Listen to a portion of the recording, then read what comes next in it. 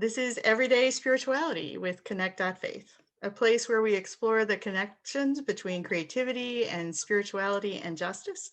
And I am Debbie Ronkema, and I'm here today with Brent Allen Huffman. I've known Brent Allen since we both worked at the Presbyterian Church of the Master in Omaha, Nebraska. I think it's 27 years ago. But most people know him from other jobs that he's had and from other ways that he's been involved in the world, from conducting shows on Broadway to traveling all over the place. You have had an amazing career so far, and I just wondered if you could share what are some of the highlights when you think back. Well, hello. It's so good to be here with you again, even virtually. And yeah, it's been something like 27 years or something. And we both look exactly the same age, right? Absolutely. 100%. Yeah. So some of the highlights of my journey since we, met and worked together back, I moved to New York City actually from Omaha where we worked. And, just had a stream of really lucky and fortuitous events happen. There are a lot of talented people who move to New York, and you never know when your break is going to happen. And mine sort of happened in my first days there. And so I got to work with and continued to work for and with Alan Menken, the composer of so many musicals that we know, Beauty and the Beast and Aladdin and Little Mermaid and a whole bunch of the Disney catalog from the second sort of push of Disney things. But I also did a bunch of his shows that aren't Disney as well. So he's kind of been my connection for the last 25 years. And some great things have happened. I've been able to, sing on some movies, and that's always fun to see your name with the credits or something. And I've had some nice Broadway runs and national tours. But certainly big highlights would be when I get to travel to places that I haven't been before. So I did spend 2019 most of the year over in New Zealand, Australia, and Singapore, and that's definitely a highlight. Wow, that's amazing. So I noticed, in fact, one of the shows that I saw that you were in was Sister Act. Yes. You conducted, and then also I think it was Leap of Faith. Yes. And it really made me smile that your church background seemed to be coming through in those roles. And I just wondered, was that a coincidence, or how did that happen that you were cast in those kind of shows? Sure.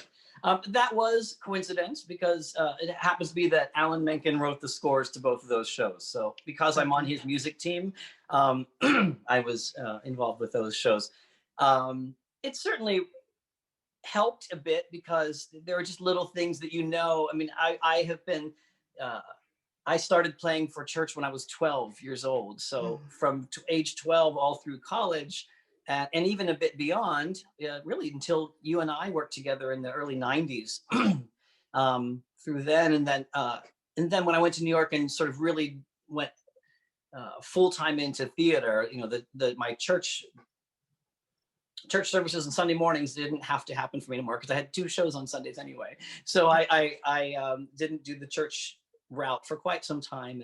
But it was definitely helped to have that background going into these shows, because you just understand a little bit more, a little deeper as to why this might be placed over here, or this sound might be, right for here, or so it helped.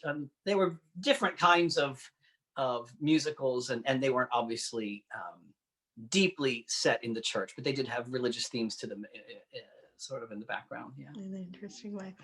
So I know that over the years you've traveled spiritually too, I would say. It seems like you've been connecting with your spiritual life in different ways. And what part of that story would you like to share with us?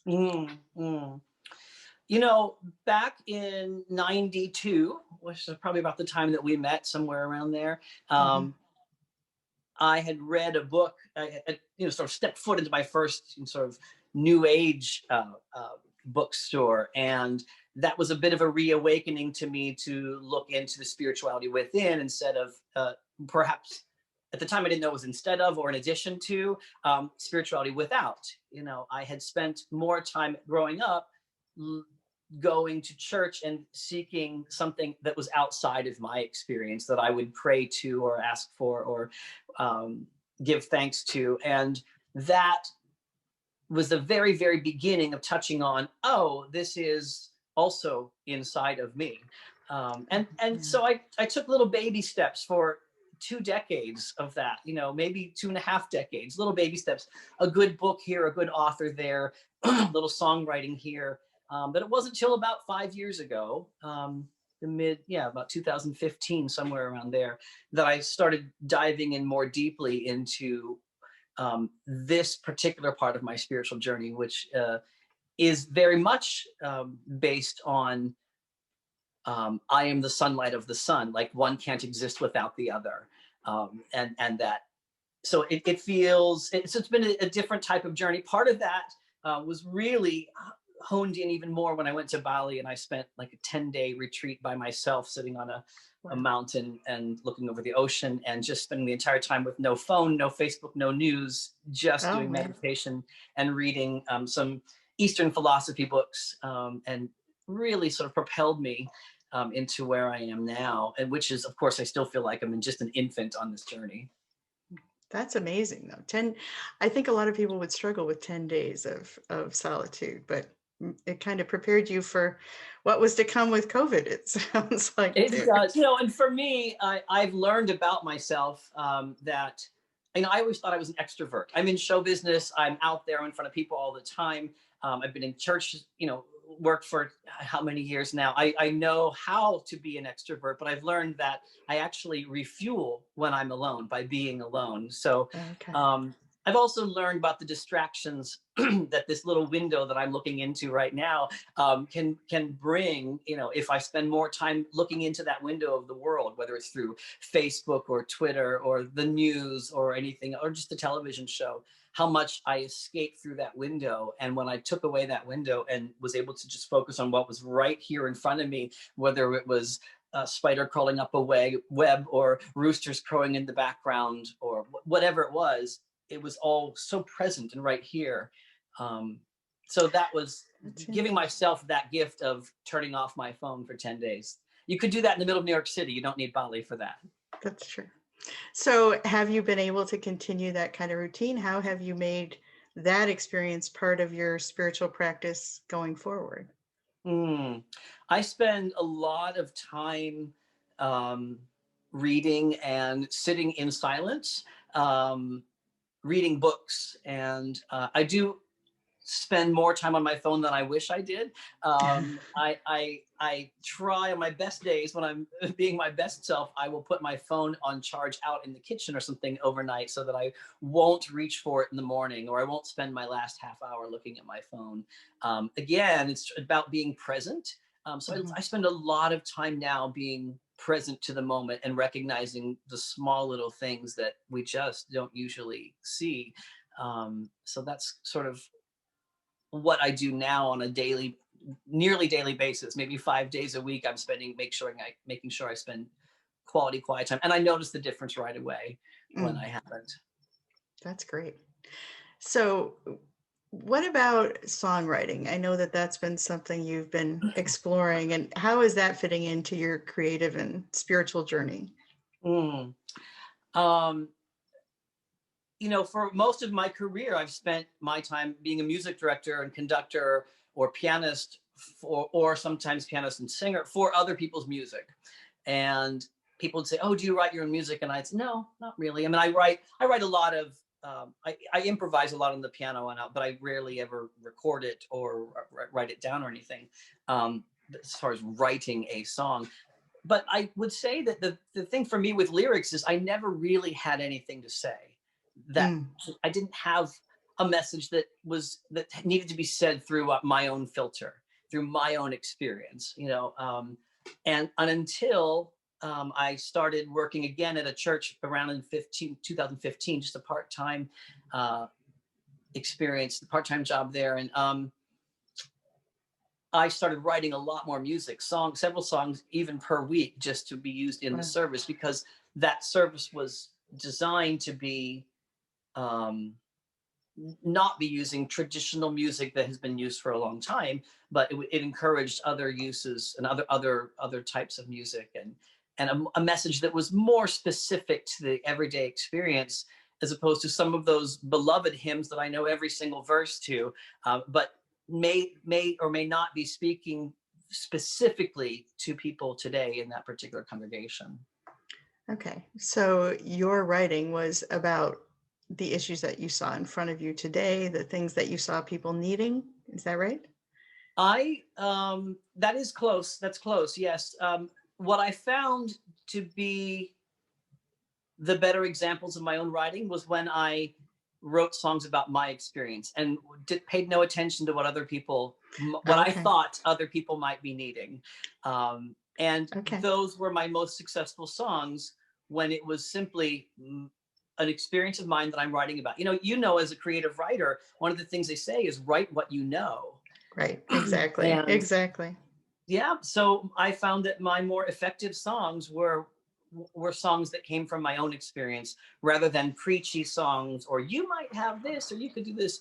All of a sudden, when I start talking about me and revealing the me, people say, oh yeah, me too, or I had that, or that's close to mine. And that.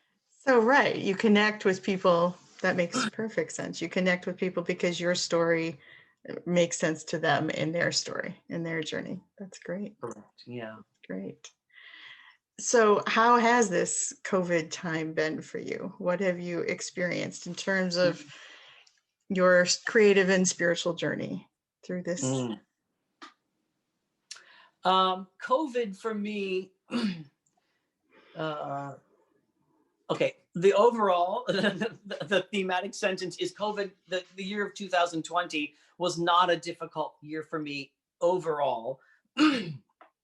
And in fact, as I say that to you, and as I've said it to other people, there's a little bit of guilt because I know a lot of people who have had a very, very difficult year. And one of the things, I have lost some friends, and that's difficult, who passed on due to COVID. I've had family members get sick and friends get very sick and recover, and that's been both scary and triumphant. Great. For me personally, this past year forced me to be alone, and I want to be alone, but sometimes I wouldn't choose to be alone. Okay. And so this forced me to spend, and I also, this past year, I happened to have coincidentally had a bad back injury that had me pretty much chair ridden for 10 weeks. And so even if I wanted to get out and do something, I would not have been able to. So when faced with sitting alone and being fine with sitting alone, but what does one do? And I'm not a television watcher. I haven't watched television since the early 90s. I have a couple programs. People say, oh, you should watch this series, and I'll tune into a series and I'll binge watch or something, but I'm not a habitual television watcher. And I don't care for the ambient noise or the ambient light in the room and just the energy. Yeah. So I wasn't going to spend all my time doing that. I spent a lot of time reading, and again, sitting and thinking and meditating and connecting with what is mine to do, what is presenting itself here, and not only what is mine to do, but what is there to be done, and do I fit into that in my current condition? If my back is injured, if I don't have a live audience, if I'm not out conducting a show in front of 2,000 people, what is mine to do? And for me, it was about finding and really connecting with my inner peace, with peace within. And that word, that phrase is so bandied about and overused, my inner peace. What is that? Well, I know what it wasn't to me. Okay. And so I was able to find what that was to me. And, there's a song that everyone seems to know, of course, Let There Be Peace on Earth. And the second line of it, and the last line, is, and let it begin with me.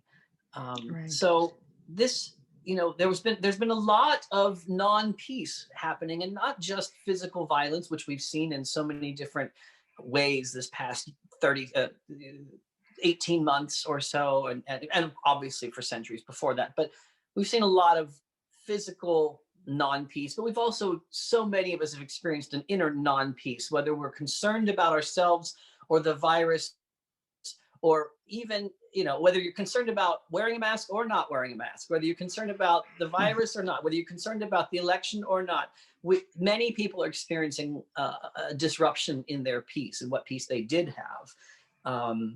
So for me, it was, if there's going to be peace on earth, then it has to start within. I can't get angry at the woman who cuts in front of me and takes my parking place, because that is disrupting my own inner peace. And then I might bark at her or something, or at someone else, because after 6 of those events in the day, now I'm just irritable toward everyone who walks into my path.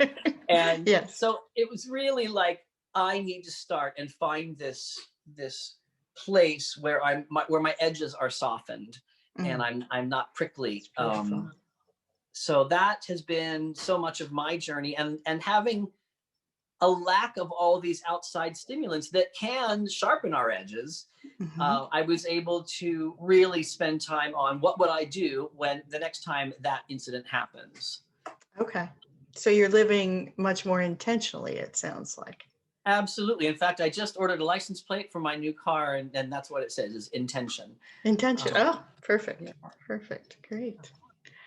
So I know that you've been exploring with music in terms of justice and healing and those kind of issues that you see. I probably, from what you're saying, first in your own journey, and then other people are relating to them. Can you tell us a little bit about what you're hoping for going forward with that music? What do you see as a path, if you can see ahead, which none of us can, but right. Well, if only I had that magic ball to see what again, what's coming to me time and time again is, whenever I think about recording my music, and I write different kinds of music.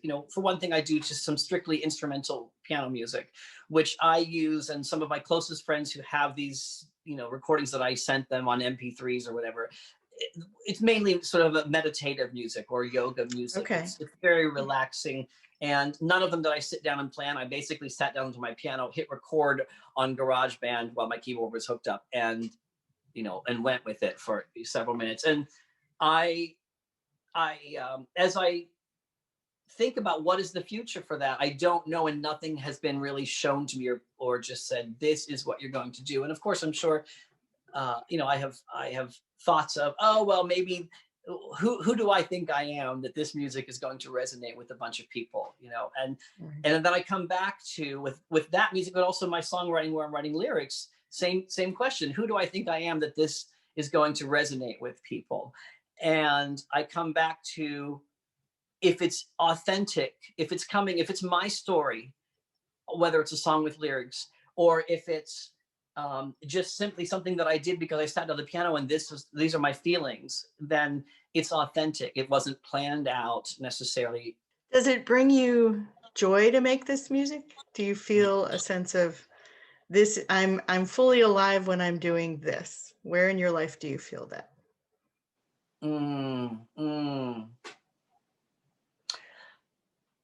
When I do some online church services, and I did one a month or so ago, and I remember thinking, oh, Sunday mornings. And because I'm out in California, everything here is 2 and 3 hours earlier, depending on where. And this one service happened to be in the Midwest, so it was like, 2 hours earlier. And I thought, I don't know if I'm up for this. And the minute that we all started and we gathered together, and you could see the little Brady Bunch on your screen of all the people. And I'd done some work with them before, actually, even live when I happened to be in their town. It started to come back to me, the excitement of being able to share my music, my creativity, my story, and to know or hope that it was touching people. I have been so fortunate to be in showbiz, in the Broadway scene for so many years. And oddly enough, people think of that as a creative profession.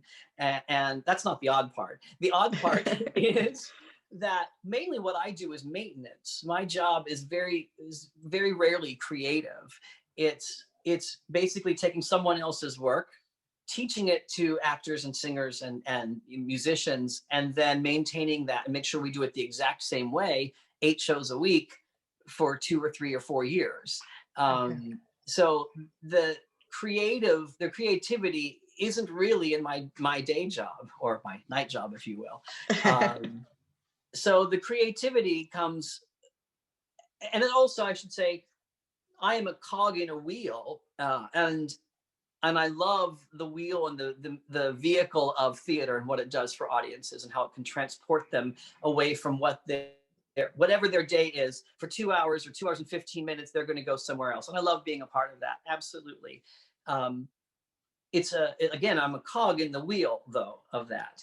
And so when I'm sharing my music, it's coming from a source. I always say that the music sort of comes through me instead of from me. I mean, it's through me, and it gathers on its way through. It picks up particles of my personality, my experience, my vocal range, my ability on the piano, which I've played since I was 5, or the ukulele, which I've played for 10 months. I mean, it's all going to be affected by that stuff, but it's coming from somewhere that's sort of primordial to me. It just feels like this message is coming out through you because of your experiences. And when I get to be a part of that, that makes me just tingle inside, alive and sparkly. And again, if I'm not worried about whether I'm giving the right message or not, or then I'm just singing something that resonates with me. And oftentimes, I have to grab my ukulele. Segue. Yes, great. But this past year, we had the George Floyd incident. I don't mean to underplay. I just don't want to. We all know what that was, and and everything that came from that. And I'm not an activist. That is not mine to be. And other people are, and good. Absolutely, we need them. We need all colors of yarn in our tapestry. I know that for me, I'm not an activist. I'm not out there marching and stuff like that. But I do know that my part to share is, again, kindness and peace. Those are my highest virtues. It's what I look for in people, and it's what I look to be at all times, is a person reflecting kindness and peace. And so that is often, that's the message that comes through in my music most easily. And this past summer, I know I'd come up with this hook maybe a couple of years ago, and I never developed it very far. And then the George Floyd thing happened, and this just in one day, in like 90 minutes, everything just was flowing out of me because I was activated by some of my own, my sadness, my fear of what was happening, and so, I turned to that lyric, and the lyric says, brown egg, white egg, same yolk inside.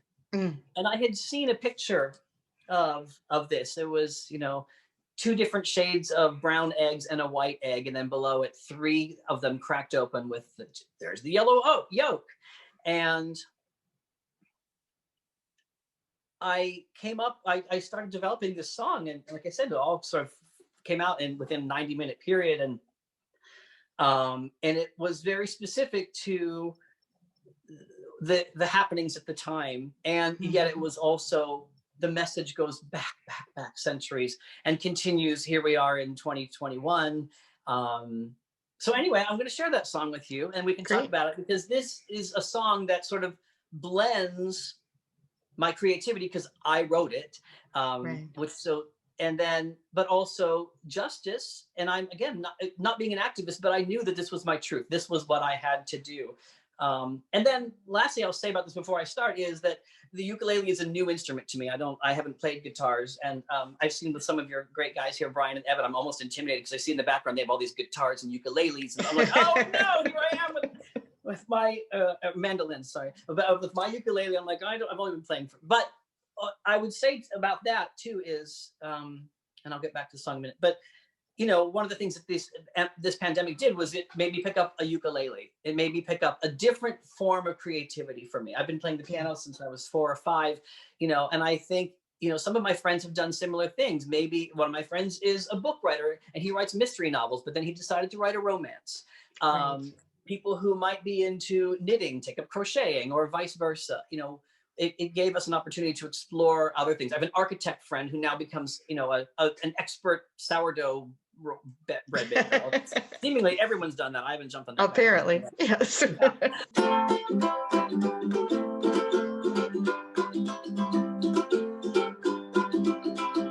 I grew up in the country, 10 miles out of town. And where we got our farm eggs, some were white and some were brown. And when I asked the question, my grandma would explain. She said, wait and see, I guarantee they both taste just the same. Brown egg, white egg, same yolk inside. The shells may show of different shades out on the countryside, but they all cook up just the same, scrambled, poached, or fried. Brown egg, white egg, same yolk inside, same yolk inside. Mary had a little lamb, its fleece was white as snow, and everywhere that Mary went, that lamb was sure to go. She also had a black sheep who had his own acclaim. With 3 bags full of warm black wool, Mary loved him just the same. Black wool, white wool, same sheep inside. The sheep, they show up different shades out on the countryside, but they all clothe us just the same around the whole world wide. Black wool, white wool, same sheep inside, same sheep inside. So many kinds of people living on this earth, and up till now we haven't learned how to respect each other's worth. No one's life is better, no one is above. Each form and face of every race is all made up of love. Black skin, white skin, same love inside. Our skin may show up different shades around the whole world wide, but with loving hearts we all can start to unite and not divide. Black skin, white skin, same love inside, same love inside. Brown egg, white egg, a pink or purple striped egg, blue egg, gold egg, a young or 80-year-old egg, yellow egg, a red egg, a married or unwed egg, short egg, tall egg, any old type and all egg. Same yolk inside, same yolk inside, same love inside, same love inside.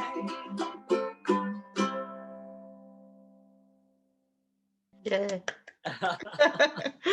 Thank you. That was really fun and opening, and just really gives you a way into the questions that we keep asking about. Why is it so hard for us to see that in each other? Why is it so hard to understand that the soul's the same in all these people? So I appreciate that very much. Very Thank much. you. Thanks.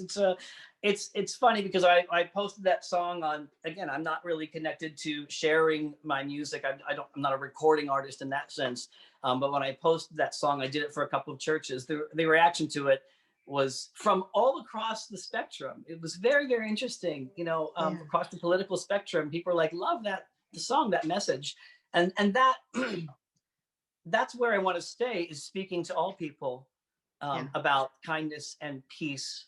And instead of aligning myself, even though I do have specific beliefs about and opinions about certain things, I know that my message will, if there is a message to come through me, that it is, it may pick up some of my musical abilities, but that message doesn't want to pick up necessarily my own specific political leanings one way or the other.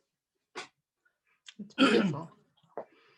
So are there other things that you thought you would like to share with us today in terms of stories or music?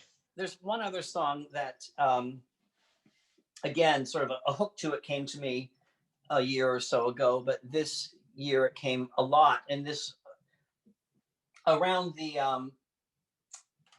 January 6th event, and Mm. I felt rather disturbed personally about watching again a physically non-peaceful thing happening, and that was it was a manifestation of people who didn't feel peaceful inside, Mhm. and for whatever reason. And I experienced a lot of concern and anger about some of that stuff, and I was doing a church service, and so I explored that. What can I do? You know, I when I don't feel peace inside, I always say that the word I feel is edgy. And I talked about that a Mm. little earlier, but I feel like my edges get sharper. And if someone bumps into me or rubs against me, they might catch a sharp edge. Mm. And so my goal is softening my edges, is so that if someone does come up, kind of rub up against me, that I'm not jabbing them back, Okay. and that my edges are softer. And generally for me, that means my tone of voice, or what my wit or I'm not really a sarcastic person, but you know, some little jab that I might be thinking I'm being clever and thrown in there, or just being a little impatient with someone. I want to soften those edges. And so I had started writing a song called Soften My Heart, and I had the chorus to it, but I didn't really develop the verses until just really after January 6th. And um, and then I was doing an online church service the Sunday after, and people were typing in for this particular church some of their questions and concerns for the pastor, um, and some of the concerns were, what do I do? What do we do about this? What can I do? All these people typing these questions repeatedly. What is mine to do? And it was so interesting, because it was at that moment I switched what my song was going to be for Uh, the next, and I said, oh, I may have an option for these people who want to mm. know what's theirs to do, because I know what's mine to do. I know that whatever else there is to do, I can't do it well unless I start with let it begin with me, unless I start with the peace within. So I shared this song with them.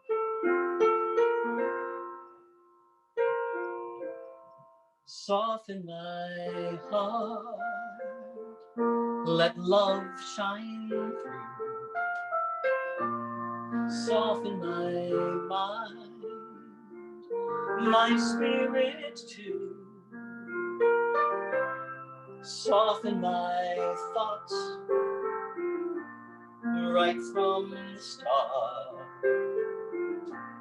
Soften my words, soften my soul, soften my heart.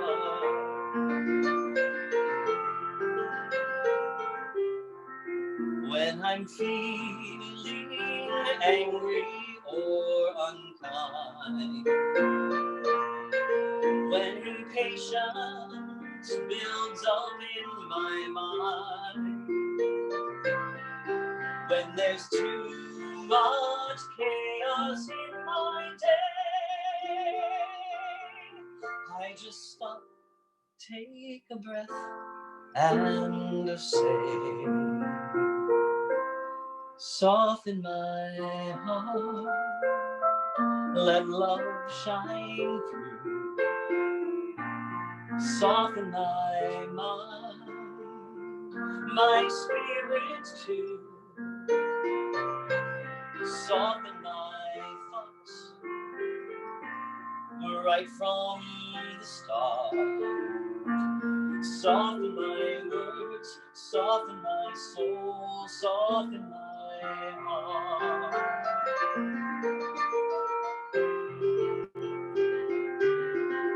When I'm feeling anxious or afraid,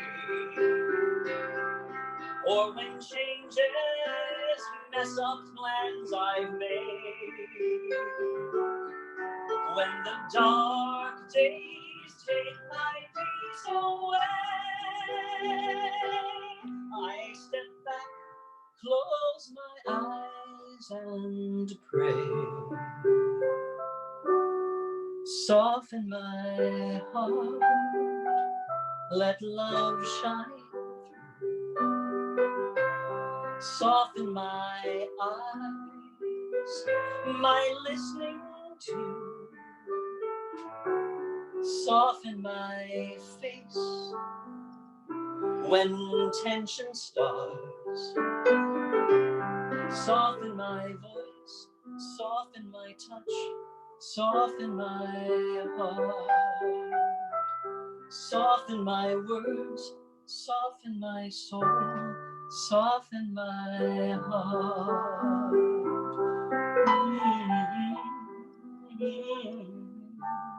Soften my heart.